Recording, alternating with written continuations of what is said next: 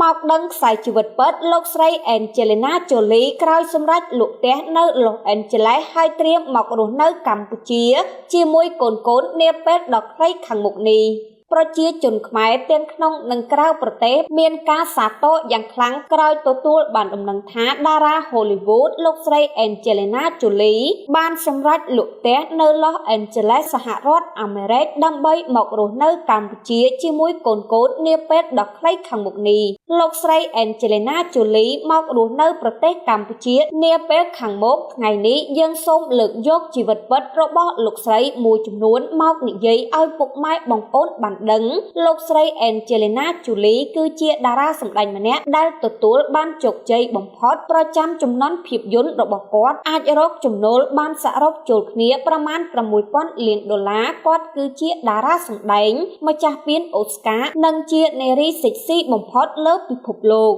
លោកស្រី Angelina Jolie គឺជាស្ត្រីគំរូមួយរូបសម្រាប់មនុស្សជាច្រើនទាំងភាពជោគជ័យភាពស្រស់ស្អាតនិងការបូជាខ្លួនដើម្បីសង្គមលោកស្រីបានកើតនៅថ្ងៃទី4ខែមិថុនាឆ្នាំ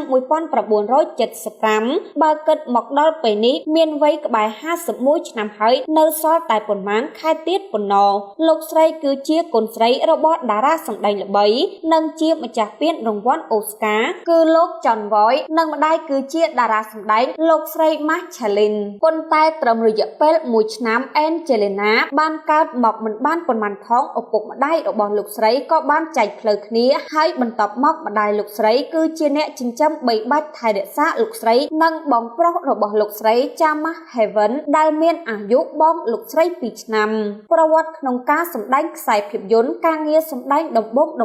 របស់ Angelina Jolie គឺជាប្រភេទភាពយន្តបែបវាយតប់ដូចជារឿងសាយបុកធូក្នុងឆ្នាំ1993និងសម្ដែងវីដេអូចម្រៀងមួយចំនួនដូចជាបទ If About Time របស់ Lemonhead និងបទ Rock and Roll Dream Come True របស់ Miss Lost ជាដើមរហូតដល់ឆ្នាំ1995 Angelina Jolie ក្នុងវ័យ20ឆ្នាំទើបបានសម្ដែងជាតួឯកក្នុងភាពយន្តផលិតកម្មធំដំបូងគឺរឿង Hacker ដែលក្នុងនោះលោកស្រីបានចាប់ដៃគូជាមួយតារាសម្ដែងប្រុស John Nelly Miller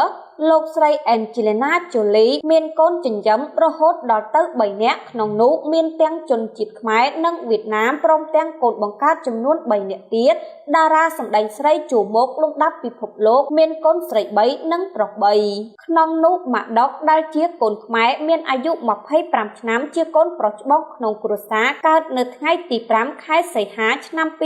2001ម៉ាក់ដុកត្រូវបានលោកស្រី Angelina យកមកចិញ្ចឹមនៅថ្ងៃទី10 មីនា